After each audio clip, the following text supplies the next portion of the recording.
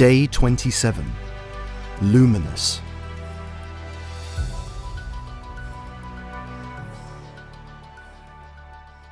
The palace soared up in front of Carlo, its sandy facade crested with ornate crenellations and towers, hundreds of windows of all shapes and sizes, all reflected in the smooth surface of an immaculate trigonomic pond that lay at his feet. He had never seen such a building, either in size or beauty. At 14, he hadn't seen much, though, if he was honest. His village, some 100 miles to the south, was very remote and wasn't used to sending its sons or daughters very far.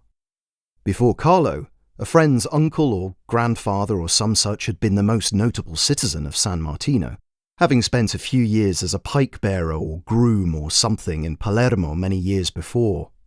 The old man had pretended not to be impressed when Carlo had been summoned for an apprenticeship at the palace.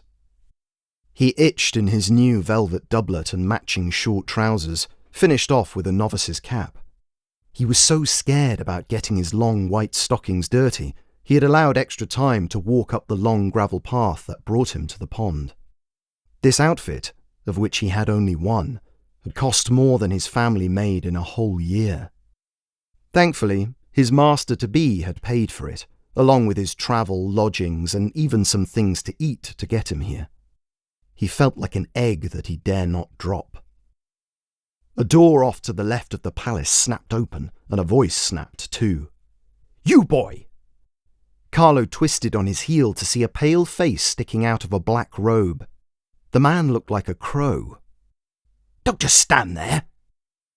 Carlo fought a vast urge to turn back the way he came, and went instead straight towards the furious bird.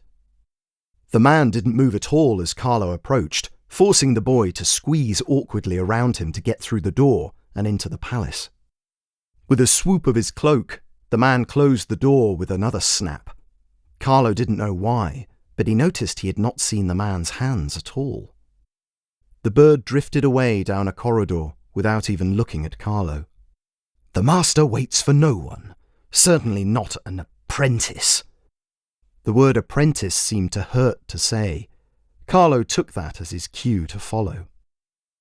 They walked together in silence, save for Carlo's arrhythmic steps trying to keep up with the cloaked man through dark, musty, brick-lined passages.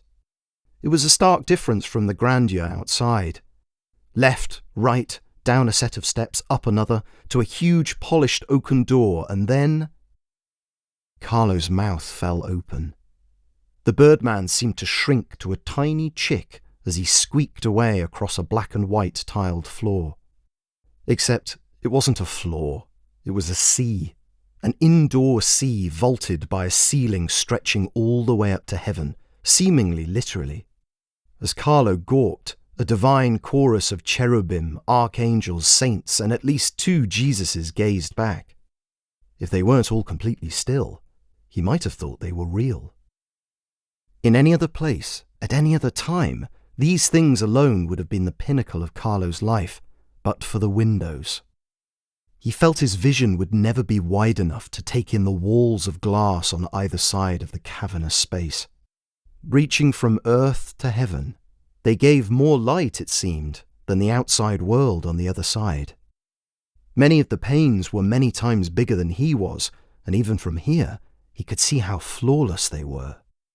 Glass was a rare sight at the best of times, but to see it without a single wave or warp or bubble, and so much of it.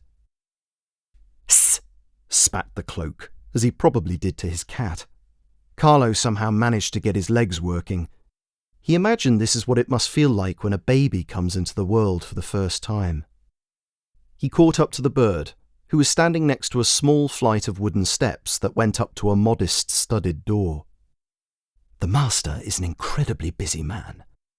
You've marvelled yourself at the fruits of his labours." His cloaked arm swept out towards the magnificent hall, still no hand to be seen. "I will see if he has time for you." With that, he trotted up the steps and tapped delicately on the door. He must have heard something, because he opened it and said a few words through the crack. Satisfied, he padded back down and finally revealed a single finger which he jabbed painfully into Carlo's chest. "Do not disappoint me." Although Carlo had no intention of doing so, he also still had no idea who this person was. "I won't, sir," he said. The bird straightened up and flew off. The door stood ajar at the top of the steps. Carlo felt like he wanted to cry. In the time it took for him to pull in a deep breath and control the urge, a tiny ancient face appeared at the door, watery eyes creased by a smile behind his perfectly round lenses. "Doesn't he remind you of a crow?" The little old man jerked his head in the direction of Carlo's chaperone. Carlo let out a short laugh, and then the tears came. The master came down the steps towards him. "Don't worry about Alessandro. He's terribly protective of me." He pressed a cotton handkerchief into Carlo's hand. He'd never felt anything so soft. "So you've seen my haul?" he said, looking closely at what he thought was a smudge on one of the pillars. "What do you think?" Carlo's eyes widened. The fact that anyone on Earth could have envisaged a place such as this was one thing, but that they would ask Carlo di San Martino for his opinion? It's... Every adjective that came to mind felt so insufficient. "It seems impossible," he managed. The little man's smile crept back under his pince-nez. "I rather like that.